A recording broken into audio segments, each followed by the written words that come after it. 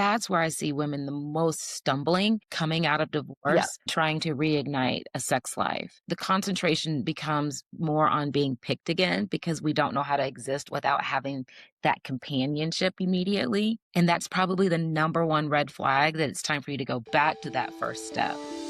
Welcome to Come Talk with Amy, the podcast where sex isn't whispered about, it's talked about out loud. I'm Amy, your host and intimacy coach, here to spark raw, playful, and unfiltered conversations about relationships, desire, and everything in between. No shame, no scripts, just real talk about what really turns us on. Let's dive in. Hi, everyone. Welcome back to Come Talk with Amy. Hello. We have the amazing Amber Joy Simon in the house. Hey. Hi, Amber. Hi, Amy. So excited to have you here. For people listening in, Amber is the founder of QUIVR, which is a woman-centered ecosystem devoted to erotic intelligence, Hmm. nervous system regulation, and pleasure first living as a Yes. strategy for sustainable power. Like, hello, give us more of that. I know. We want more sustainable power through our erotic intelligence. Yes, I love it. Amber, tell us a little bit about QUIVR. QUIVR is my brainchild, Amy, from I had a long career as a human resources executive. I was the HR lady. And what I realized is that I was up at 2 o'clock in the morning one day. I was working on a merger and I had a friend, and I thought to myself, this sucks. And I'm not getting fucked. And I thought about all the nice things that I had and the nice trip that I just took and recognized I was void of pleasure. And I was sitting at dinner one night with a bunch of my girlfriends, and we're talking CEOs, CTOs, CIOs, senior directors, a table full of accomplished women, all mothers and happily married. Everything on paper looked Mhm. perfect. And someone said something about her vulva, and my whole face was like, oh. I was like, well, what's the difference between your vulva and your vagina? And one of my really good friends leaned over and was like, I'm glad that you said it because I didn't either. So the point to this was I thought, this is insane. We're all highly accomplished on paper, hustle, badass women, and we don't know anything about how to live our lives with pleasure. And it sent me down this rabbit hole of like, why is that? And I started to learn, and I went back to school, and I started to talk to other women and said, hey, are you finding that there's like no balance? By the time you get to your bedroom, there's nothing left. And it was like in unison, yes, yes, girl, yes. And there's no joy in it, right? Like, what are we grinding for? And I started thinking to myself, I'm going to start trying to inject pleasure in every piece of my life, whether it's decision making on how to make sure I don't have to lay off 300 people. Well, how do you not lay off 300 people and base your decisions on pleasure? Well, it's easy. Usually, when you base your decisions on pleasure, it's probably the more ethical decision. It's probably the most morally sound decision. What would make me feel good right now to save the job of 300 people? What would that mean? Well, I'd have to find money here, there. But I started doing this in every aspect of my life and found that I was finding success and it was sustainable. And I knew that if I could package Okay. that and give it to women in a space that said, hey, not only is it safe for you to talk about those things here, because we get it. Oh, and by the way, we're all perimenopausal as well. So we know that layer too. And so come hang out with us because we're going to be talking about all the things that may have brought you shame before. Is everything connecting here? Like, where's the embodiment? Because I can guarantee you the tricks in the world aren't going to bring you sustainable pleasure. And then we have to start talking about, is this more performative or is this for your pleasure as well? And so that's really where QUIVR came from. I wanted a space for myself and other women like me that said, hey, look, I need to be able to learn how to feel embodiment, regulate my nervous system, and seek the pleasure that I deserve in all aspects of my life in a way that's practical for me. I can't spend 6 hours a day doing this. I'm busy. So if you can give Yeah. me the tools on how to live a pleasure first life in 10 to 15 minutes a day, then I'm all in. I love that. Yeah. So fucking fabulous. Oh my God. The things that would be fixed, the systems that would be fixed if Hmm. we were founded more on a pleasure lens than a pressure lens. But we choose pressure every day. I was choosing pressure because I thought I Uh-huh. had to, right? Yeah. You're supposed to go to college. You're supposed to get these degrees. You're supposed to be a badass businesswoman, all the things. And All then the when you get things. there and you look around and go, it's 2 o'clock in the morning and I'm not getting fucked. Good, that's important. We need It that. We need that. is. Bring it to the people, which Absolutely. is what we're here to do today. Mhm. So, before we dive into all of the fabulousness of our topic today, Amber Joy, what is making you hot and bothered lately? There was a time in my life where I didn't feel like my pleasure mattered. So receiving pleasure and being important in that space just never occurred to me. And so I am now in a place in my life where I have a partner who understands that my pleasure matters from the smallest things to the biggest things and to feel safe enough to receive. Because I was always the giver. I'm like, "Ooh, I can give you Yes. all of this love and all of this affection and all of these things that I thought were expressions of devotion." But it was always difficult for me to receive that back.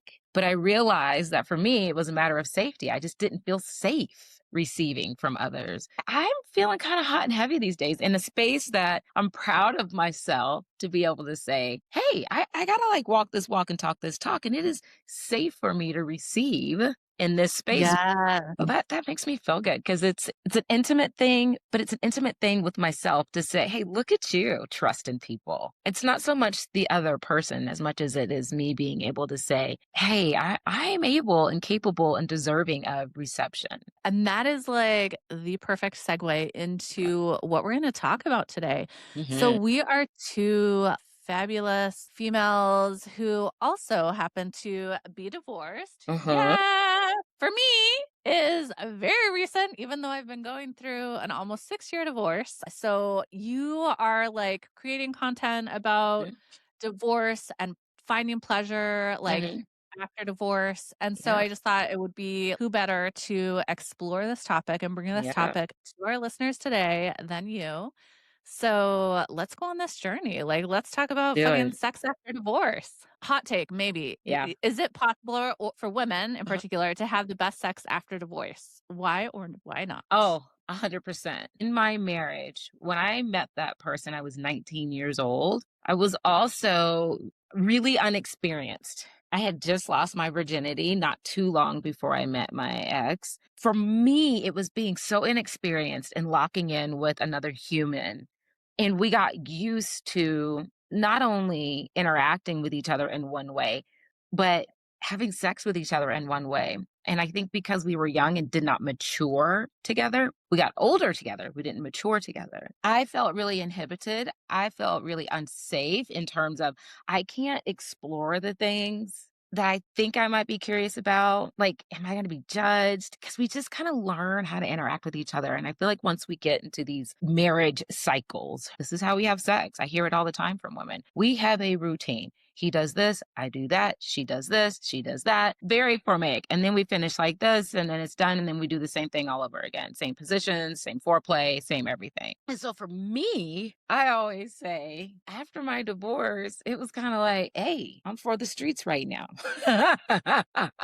Right? Yes, And that I was love it. really about me trying to find out what do I like? Independent of this person, I always teach women you should have two sex lives, one with yourself first. And if someone else is part of that equation, then you've got y'all's sex life. But part of your sex life and my discovery and talking to and coaching other women is that once we leave that persona, that one sexual persona behind, we now have a blank book to write any script we want in terms of, I've always wanted to explore this. I've always wanted to go out and Yeah. say, maybe I am into kink. I mean, I close my eyes during sex, right? That's sensory deprivation. What I find with the QUIVR women that I coach is divorce ends up being this level of liberation once they are ready. Because not all of us slide out of that situation and say, I'm ready.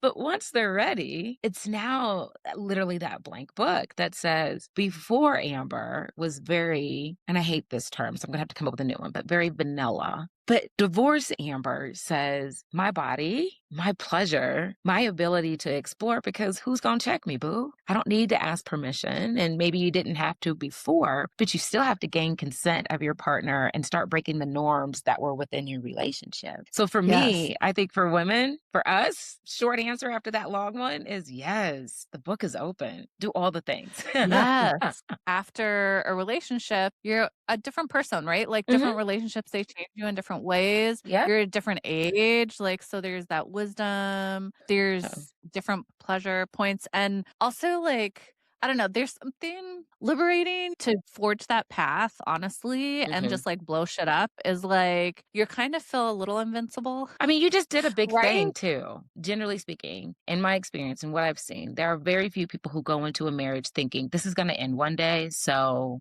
but being able to get to that space, to give yourself permission to say, I have to choose me in this situation. I'm generally speaking, but when you say I have to choose me, that is groundbreaking for your life. It's a whole lot different from what it was the day before. And it's no different when you start exploring a new sex life outside of yourself. It's no different. That's groundbreaking. You have to give that credit, and it is. Absolutely. Is there, like, whether it's clients that you work with or for Mhm. yourself, any misconceptions about sex after divorce? As far as, like, for me, it was like when I got out of my relationship, I was in a bigger body than I was before. Also, I had had a baby. So I was feeling like nobody's going to want to have sex with me. And so I had all of these, like, negative assumptions. And really, that was a huge misconception But we run the and limiting gambit belief. because I see women that do Mhm. everything from like, I don't know what's out there, so now I'm scared because I'm irrelevant now in the bedroom. I've been doing sex the same way for the last however many years. Or to your point, Amy, I remember when I was coming out of my divorce, I felt very much so like, who's gonna want me? My daughter was 5 months old. My next oldest was 3 years old.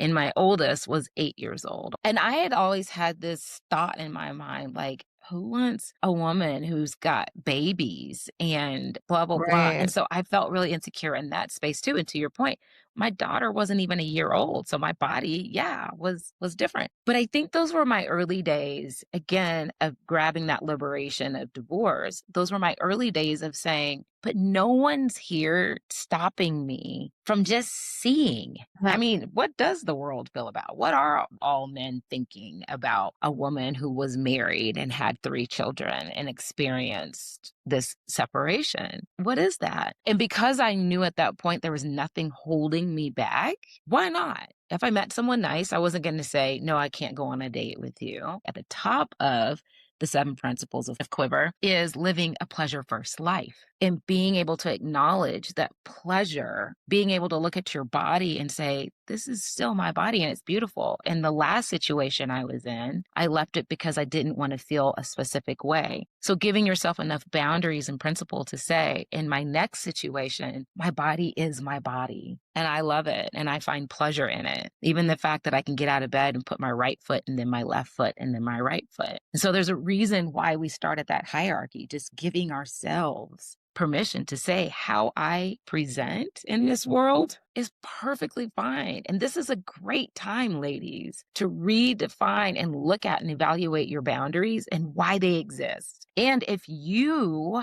are capable yet, and I don't mean this as in a disrespectful tone, but are you capable of enforcing your boundaries right now? And I do honestly mean that before we start thinking about adding other people to our equation. You'll just end up creating a cycle of, do you want me? Do you want me? Pick me. Please pick me, without yet doing the work of understanding that you deserve more than just being picked. Where is your pleasure in that space? So you can go on to worry about things like, well, they want me because I have 3 kids, or my body is a little bit different. Your boundaries are still saying that your worth is negotiable. It is not. Yes, absolutely. It's just not. I see it a lot. A lot of women are very apprehensive. But then again, that's why I say you can come to me and say, my sex life is just not great. I'm not having orgasms.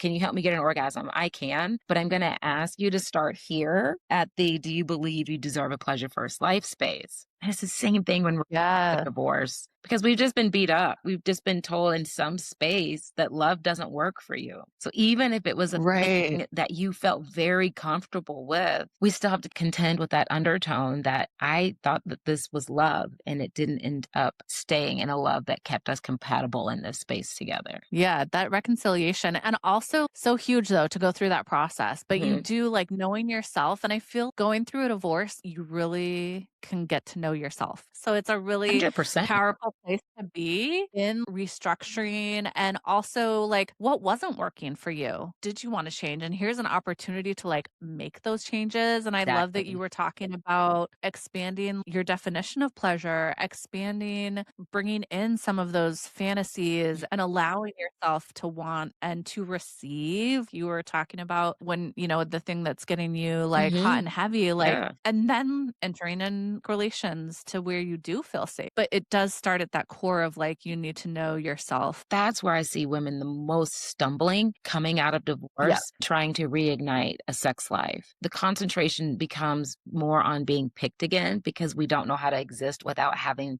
that companionship immediately. And that's probably the number one red flag that it's time for you to go back to that first step in a pleasure. What's a pleasure first life for me? What are the things that matter to me that I need to have? Am I ready enough? Am I strong enough to enforce those boundaries? I will always go back to that because when we're in the pick me mode again, I wish there was another way to say that too, because there's so many negative connotations around it.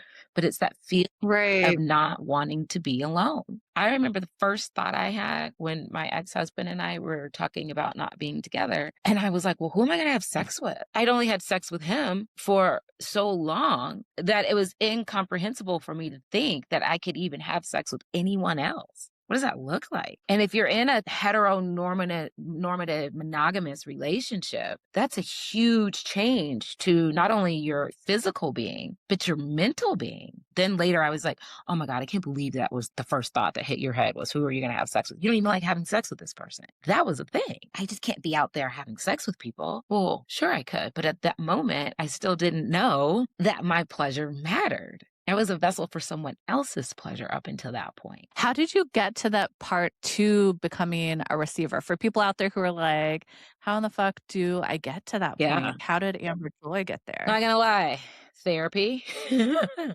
That's a very real thing because there's a lot to unpack sometimes. The second part of that was not compromising. And it sounds so cliche, but hear me when I tell you once the time goes by and it's had chances to do some healing. I was very clear on what I no longer wanted in a partner. I could tell you what I didn't want. I didn't know necessarily what I wanted, right? I could never make a list of like, this person must be this tall and this person must have this color eyes and blah, blah, blah. That was never for me. But I also knew I didn't want anyone anymore who didn't want empathy, who didn't have empathy. I didn't want anyone anymore who didn't share my views in terms of, hey, women matter, or we deserve protection for our bodies and we're capable beings. I knew that the person that I needed was going to be someone who could be patient with me. So I knew a lot, but I also wasn't scripted in that space. But I also knew that me was going to matter. Not necessarily first, but equally. And if I saw,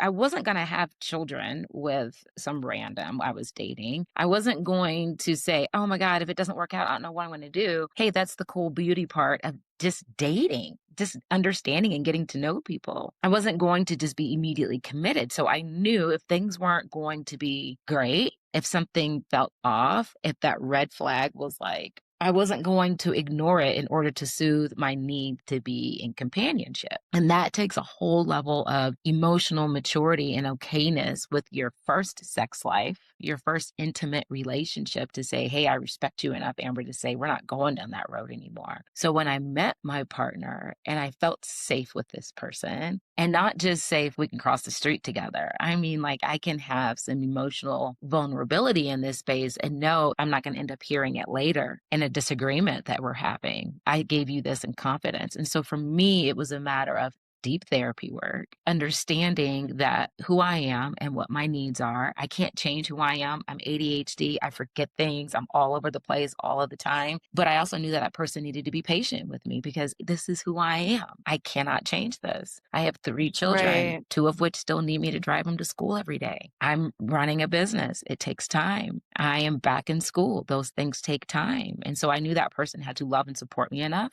to say, whatever makes you thrive, I am here for her. That's a selfless person. So for me, it was a Right. matter of like, I'm not saying yes to everything. I'm saying yes to me first and no to all the things that end up being just not quite for me. Yes, so true. And Hmm. how has like leading with you and your pleasure in Hmm. mind and at the forefront. So at Quiver, we always say it's pleasure over pressure. Wouldn't you rather live your life based on pleasure versus pressure? And so what I started doing is saying, I am not going to live under pressure. So for example, people can come to you and say things to you like, hey, did you hear so and so and so and so? And I'm like, hey, look, that doesn't bring me pleasure to hear about the downfall of someone else or this one hot, nasty piece of juicy gossip. And it's hard because we're socially conditioned to be like, okay, girl, listen, that's fine. But even to things where people are talking Right. to us, right, or we're having a disagreement, I could choose to get hype and excited about it and angry. Or I can say, in about 3 minutes, I will not be having this conversation. And I choose not to let it impede upon my pleasure. A lot of the times we invest ourselves in things that don't want to invest themselves in us. And so I make the conscious decision that pleasure over pressure is the way that I will live. And so it goes from the boardroom, like we say at Quiver, to the bedroom. Because if my boundaries about what Yeah. I need in order to sustain pleasure in my life are strong in the boardroom, odds are those same boundaries are just as strong in the bedroom. Boundaries aren't always about what keeps things out. Boundaries are very much so about the things that we welcome in. If I can say to myself, if I am in a meeting and I'm going to hold strong because I believe in the idea that I'm putting forward, then we will just have to agree to disagree because that extra level of confidence, the pleasure that I get of saying, I believe in the idea that I'm presenting today, is going to carry me so much further in the bedroom because I could say to my partner, I need this to feel good. And here, based on my erotic intelligence, I'm willing to help educate you, partner, so that we both can have what we want in the bedroom. Strength over here is strength over here, and vice versa. And so once I figured that out, it made a world of difference for me. So coming out of my divorce, I'm telling you, it was one of those divorces, War of the Roses type divorces. And eventually I had to get to a place where I said, I don't even need to talk to this person about this stuff. Block. We have attorneys, the court for that, and we have court orders. Right. I choose to not allow it. I just don't. And it's hard for us because we have all these social constructs. We can talk about the systems that we live in, patriarchy, systemic All the racism. things. All of those things give us sometimes excuses to say, hey, guess what? I'm going to compromise on this because it's kind of my role too, regardless if that's conscious or subconscious. And so for me, it's really even deprogramming what I believe, decolonizing. It's the other thing that we talk about at Quiver. When we don't decolonize our view of sex and sexiness, it's easy for us to fall into the ideology that we are vessels of pleasure for others. And so before we start allowing ourselves to say, I'm ready to invite someone in, you really and truly do need to think to yourself, what do I deserve? Wouldn't I rather have pleasure in the bedroom? I That. have women that come to me all the time and say, can you teach me how to all of these amazing, kinky, wonderful things? And I'm always like, yes, but is it because you think it will bring you pleasure or is it because you want to perform better in bed? Because if it's for you to perform better in bed, Thank you. I will not teach you that. I will ask you to purchase our Quiver Method package, and we will take you through the process where that you can feel confident in what you need and what you want, and it might fall in line with what you're asking me to teach you. But by the time you work at leave here, you'll know how to do those things, but you'll also know how to do those things with dignity, and because it's on your list of pleasure So things. huge. And that's no shade to the wonderful sex educators who are out there teaching women right off the bat, hey, here's how you suck a D. Here's how you you do all these things, right? That is great. But again, we start with the entire embodiment moment because this is about sustainability. I can suck your dick real good in 10 minutes. How will I feel about it in Right. 20? Yes, and that's the thing. If you're sucking it, you think men are going down on you? if they don't want to. And if they're not, then bye-bye. But that's a thing. It's a thing. And I hear it so often. That's why I Thing. always say, I want to help you. I do. But I also want to make sure that this is for you, that this can be sustainable. You can have all of the orgasms and all of the greatness that you want, but you've got to have the embodiment first in the nervous system that's primed and ready for it. Exactly. That allowing of yourself, knowing your own desires, and that you get to have the pleasure that you desire and deserve. I want to like take people's hands and say, hey, just because they're showing you interest, and I don't mean to deduce everyone to this moment because it doesn't happen all the time, but just because this person is showing you this attention does not mean that this is the end of the world or end of the rope or your last chance or I've just got to take this and deal with it. You matter. If I could shake anything into anyone, and no, we're not supposed to shake people, but it would be your pleasure. Shaking with Shaking with love. love. There you go. Your pleasure matters. Your pleasure matters. Your pleasure matters. You are entitled to enjoy every aspect of your life. That's why I say I'm not going to just teach you the tricks and the tips for the bedroom. I'm going to teach you how to sustain it so that it actually feels good in your body and you can float through your life knowing Yeah. that you're making decisions based on what feels good. But you have to, it's hard because we have to break those habits, those social norms, those systems that tell us, no, it's not polite to say, I am burnt out and I can't make it to the girls' dinner tonight. It's very polite. Let's Right. honor it. I'm glad that you love yourself enough to take this time. And we need to start supporting that within our sisterhoods, within our girlfriends, right? It happens so much. Yes. So it's not just pleasure in your bedroom. It is literally every aspect of your life. If I'm stressed out trying to perform for everybody in my life, by the time I hit my bedroom, I just want to sleep in there. From the bedroom to the Yeah. boardroom. Like, I love how you said that. There's no balance unless there's balance across the board and you have learned how to inject pleasure into each aspect of it. There's just, you're not going to have it. And Yes. I outside of physiological issues, right? Like, and I have support women who have physiological issues achieving pleasure because of their bodies. But we can remember that pleasure can be experienced, orgasmic pleasure, in so many other ways beyond stimulation of the clitoris or the vagina or inside of it in any capacity. And that's the other thing that we teach women is that once you have started to acknowledge what truly brings you pleasure in its purest form, you can leverage those like tools. If I'm going to build a house, I need a hammer, I need nails. You can start leveraging those things that stimulate you in order to achieve orgasmic pleasure and never even have another human touch your body, including yourself. I love it. But you have to be able to acknowledge freely that this brings me pleasure. This is pleasure for me. I can get lost in this. And I think for a lot of us, I Yeah. was her. I thought it was a bunch of hokey pokey mess. I was like, nobody has time for that. Where's the data? Seriously, that's probably Where's the yeah. Where's spreadsheet? the data? Bring up That's what I Excel. did all day. I read spreadsheets. Give me the data. I want to know.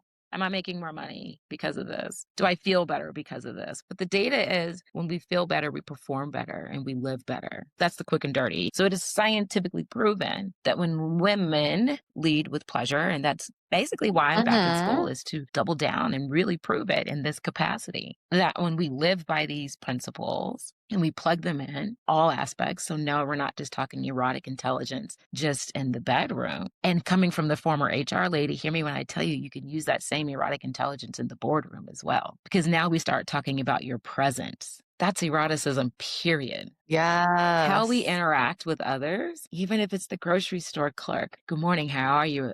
And you smile. That's a flirt. It's a flirt because your intention is to allow that person to feel comfortable with you, to be seen by you, and that you have a positive interaction. You are flirting with them.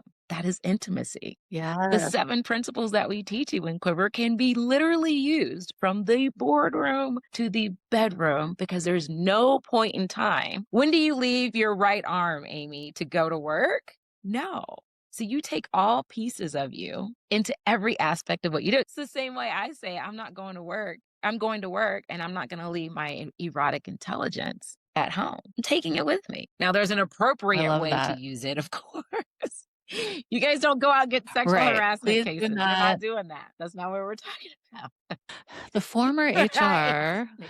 I don't wanna make headlines that way. But the point here, right, is that we bring our whole selves in every aspect of our lives. And so if we've got it over here, I promise you can have it over there. And that's why we call it an operating system. Yeah, the Absolutely. Quiver method is an operating system for your life. It's not just this, I do these couple of exercises on Tuesdays. It is literally no different from saying, hey, you know how your computer runs on Windows, or if you have a Mac, it's running on whatever iOS, number one, right? Like, What number whatever. one? No. It's the same thing for your person. Pleasure as an operating system for your life. And if plugged in properly, it is absolutely sustainable. So, Plug yeah, in. indeed. The Energizer Bunny, you too can become the Energizer Bunny of Right. your pleasure. Well, that becomes important though for our ladies who are going through divorce, right? Because we feel like we've just been sucked of pleasure, especially if you didn't see that divorce coming. There's so many of us that wake up one day and go, "Oh, I'm getting a divorce." And when that happens to you, it feels like a train hits, right? And so you need something Right, absolutely. that not only gives you permission again to go seek pleasure on your terms, but shows you how to do it. Because we've been out of the game for a while. I think that's the thing is like for people who are listening at home and like, yes, Yeah. Amy and Amber Joy, like, I love it, but how do I Mhm. do it? I What mean, are your tips and tricks for people who are saying yeah, that? I would say and I would say this to anybody. In fact, if you go out to the Quiver, and I'll share it later, but the Quiver Stand store, you can join our mailing list or you can go through and request a 30-minute consult. And the reason why I'm saying this is because I really do teach a method. But if you want to know how to put the first foot in front of the other, I'll ask you to ask yourself the following. Why do you believe you don't deserve a pleasure first life? And the reason why I ask women to say that, else that Oh, question, is because if you're in a space in your life where you just feel like you keep hitting that wall and you're hitting continuous frustration and you feel the stress in your body, and you know when we start talking about nervous system regulation, but you just feel scrambled and you don't know if you're coming or going left or right at any given moment, you are not living a pleasure first life. And you probably aren't taking the steps to regulate that activation. I don't say trigger, but that activation in your body. It means something. And if you can't honestly answer that question and say, I know I deserve a pleasure first life because I'm actively doing these things to regulate my body, to give myself proper instruction in terms of, hey, here are some tools and some exercises on and how to put my pleasure first, on what it means to set personal boundaries that can flow in all aspects of our life. If I don't know how to go about researching the things that make me curious in a safe space, because all resources aren't good resources, then that's when I say to you, please reach out so that I can help you and give you those steps to doing that. My point here is ask yourself that question first. Ask yourself, and I always tell people too, the first lie that we tell is to ourselves. You can't verbalize it unless you formulate it in here in terms of a lie first. And if you cannot honestly answer that question and say, I am living a pleasure first life, now is the time to start taking those steps to do so, to start dismantling some of those thought process that you may have that's holding you back from seeking the pleasure you deserve. There's something there. And I would encourage you to start naming those things very honestly, because if you can't name them, you can't kick them down. They will always remain there. so Mhm. important. They will always remain there, barriers to your Yeah. pleasure. Always. When we talk about Yeah. religious shame is a barrier that will always be there. It doesn't mean that you have to forego what gives you spiritual guidance. It doesn't mean you have to forego your religion. It just means, how do I negotiate this? It doesn't mean if you were in a relationship before and you had these very heteronormative beliefs and interactions, it doesn't mean that later in life, I coach women all the time too, who said, I thought I was heterosexual my whole life, but always had these inclinations and feelings that maybe I'm not as heterosexual as I thought I was. And being able to say, Right. hey, do I have the tools to tell my family? I know I was married to a man, but now I think I'm ready to love a woman. And what are the tools to do that? And not just the tools to give it to our families and friends, but what are the tools to admit it to ourselves? Ask yourself, do I believe and am I living a pleasure first life? Do I believe that I deserve it? Or why don't I believe I deserve a pleasure first life? Because if you believe it, that means you're taking extra steps, intentional steps to live that way. I love that. And like one last Sure. question for women who feel like nervous or hesitant to be intimate Mhm. again after divorce, like what would you want them to know? I would want them to know that if you're nervous about being intimate with someone else, hopefully the idea is, and I'm just going to make some assumptions, but if you're preparing yourself to be intimate with someone else, I'm hoping this is someone that maybe at least you've known an hour. But if you are nervous, that's the feeling in your body, nervous system disruption. Why are you nervous? If you feel safe, if you are feeling safe, and I know this is not just a matter of, oh, I mean, nervous, like, is my body gonna look okay? Is my person gonna be okay with my body? If your person's not okay with your body, that person's not for you. Yeah, they're not Right. your person. Before you get into an intimate space and you're already insecure about it, you've got to be clear on your own boundaries. I will no longer accept individuals who do not accept me as I am. If you are feeling nervous in your body outside of, oh, I'm just excited, you should be excited. I cannot express to you how much excitement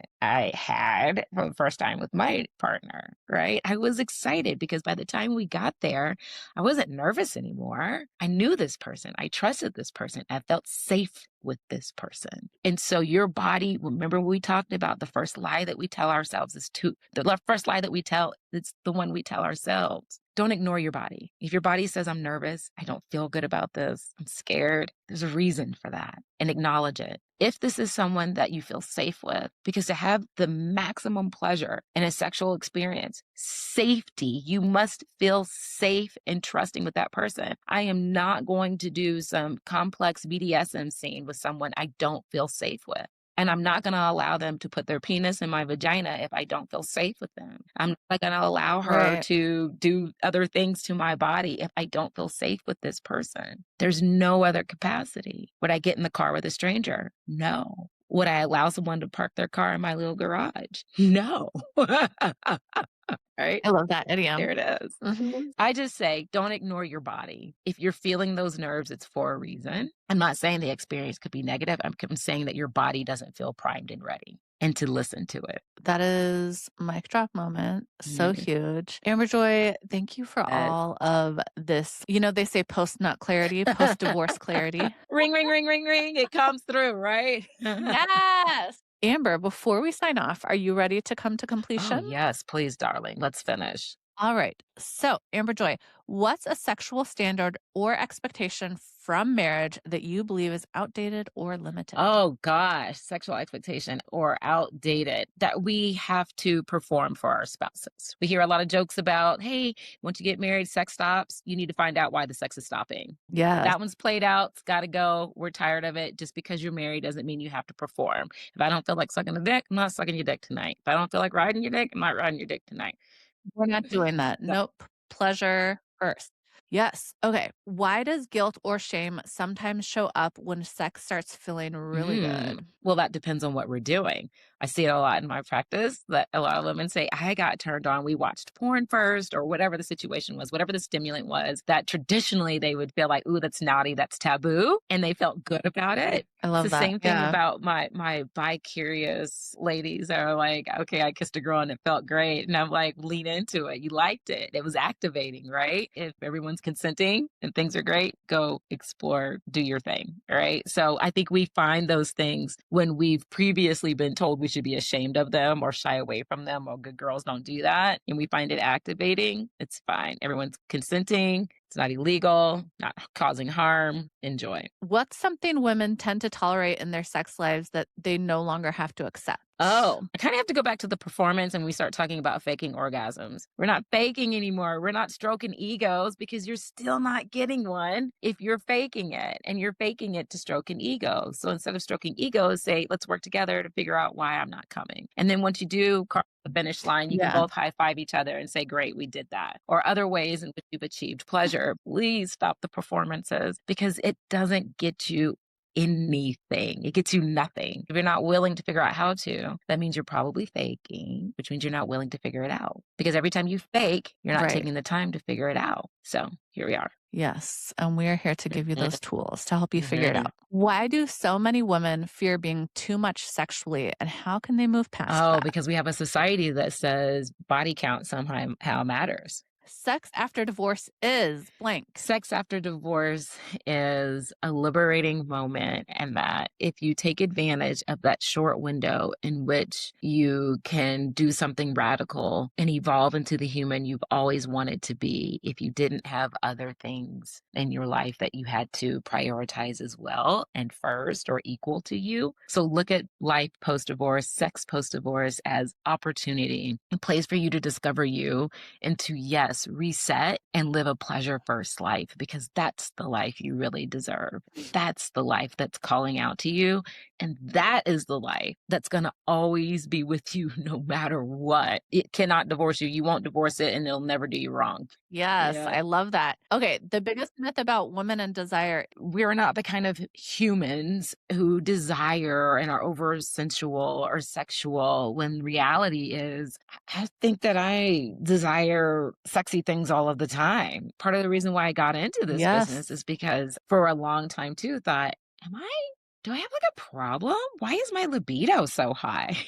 We just don't talk about, we grow up hearing about boys and their puberty and don't go if they've been in the shower for a long time or careful picking up their socks, but we don't glorify girls growing up in our puberty and discovering our desires. So maybe that is one, Amy, is that it's rare, it's Yes. unusual, it's not something that we have or do. May we glorify Yeah. it more.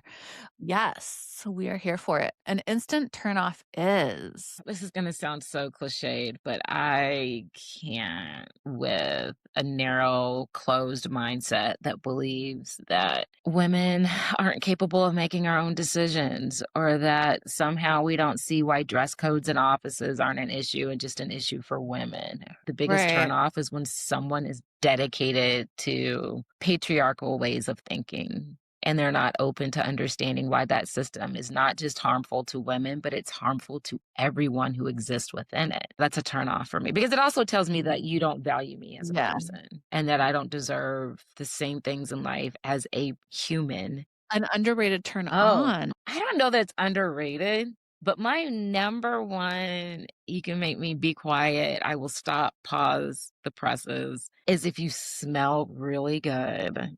I can lose all focus. I Yes. don't know what you just said. It's whatever. What's your name? We have 5 minutes. Let's go do this. You know how some folks will put on cologne or perfume and it feels like a blanket? No, I need it to be like this. What was that? I need it to be subtle. I need I to be love able to it. be in the crook of your neck to smell it. Just like Yes. yes, So if you smell good, sensual. like, and I don't know that it's underrated, but I just feel like we don't talk about it enough. Something women should never apologize for in bed God, a is myriad of things. But free love. expressing what you need. Don't ever apologize for it. And if it pauses the evening, the afternoon, the morning, the whenever the time this is going on, then it pauses it. But at no time should you not be expressing what you need in that moment. Also pain. That's the second thing that I hear in my practice a lot is sometimes it hurts when blah, blah, blah, blah, but I Mm. just get through it because I don't, no, stop. Stop. Please stop. Yes, stop. Please Listen to your stop, because we're body. talking potential long-term damage. We don't know why it's causing pain. So never, ever, please. And again, I say it, if you don't have a partner that you feel safe enough to say, please stop because it's causing me pain, that's another discussion. Yes, Absolutely. absolutely. Whew. Yes, confidence is sexier than Confidence blank. is sexier than, gosh, anything you could put on your body, clothes, right? Like I have had days, I have witnessed other women have days where it's, yes, this person has on nothing but sweats, but look at how she's owning the room. That is that you can have on a bodycon dress, just not be taking up space and have the world's perfect body. And it doesn't fit as well as that person that's like, I've got on a potato sack and I'm still owning this room. And it comes through in Love it. everything, the words that they speak, the inflection that they speak them at, the space that they take up when they're in the room. I just think that the person that can work a room in a potato sack, I don't care what you've got on. I love the person that walks in the room with the flip flops and the gym shorts, t-shirt, says something Yeah. profound and leaves the room. I'm like, who was that? I love that. I Yes, don't we really love it. necessarily care about the package, but I want to know about what you're selling me. Like if I feel energized by you, that confidence owns the room. You can have on a three-piece suit and tell me nothing. Just is what it is. Yes. Mhm. So hot. So hot. A belief about sex I had to unlearn Oh, is man. I don't know if this is necessarily I think it was like a reverse myth, but I always thought orgasms were fake. I thought everyone was lying about them because I wasn't getting any. I didn't have any orgasms. My self-inflicted myth was that everyone else was just claiming they were having orgasms, but I'm like, I have been having sex for a while and I haven't had this whole earth-shaking, mind-blowing, I could smoke a cigarette now and lay here for the rest of the night moment. I thought the whole world was just, it was one of those things where it's like, yeah, I'm having one too. And everyone's over here like, but when I had one for the first time, I was like, right. they're real. And I wanted to Like, this tell is a everybody, like, did y'all thing. know orgasms are real? And they're like, yes, Amber, you're the one who didn't know. Hence why we both have our platforms so we can like out it to the Exactly, world, you know? exactly. That's why I was like, I guess it's not really a myth, but it was a myth to me. My orgasm and my pleasure matters. And if you've got a partner that says, no, it doesn't, then you have to reinforce the thought process that, yes, it does. And that relationship with yourself first, remember we were talking about that, is the one that will always take priority. You have to protect her. Yes, absolutely. Yes. Okay, final question.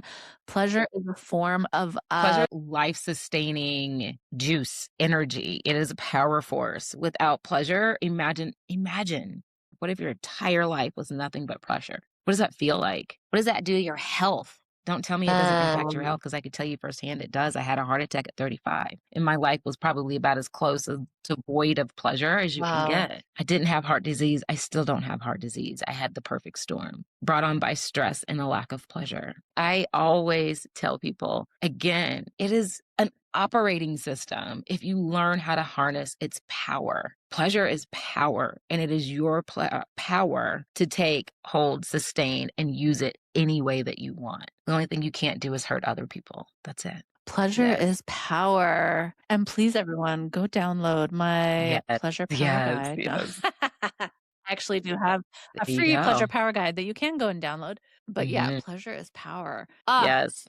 Amber Joy, this has been so amazing. Thank you for bringing all of your wisdom to us today. Before we say goodbye, where can people find you? Yes, you can go to www.QUIVR.global. You can go to stan.store/QUIVR, and that will get you in touch with everything that we're offering within our suite.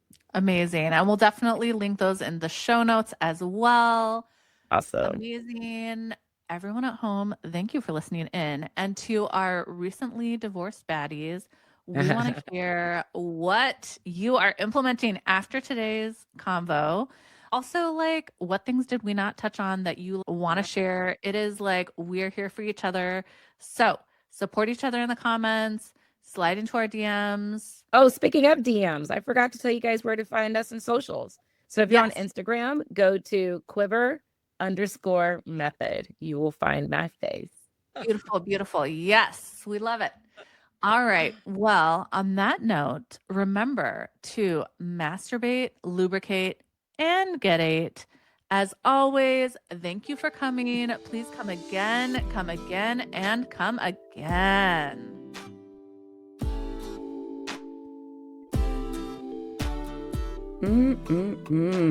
That's all for today, lover.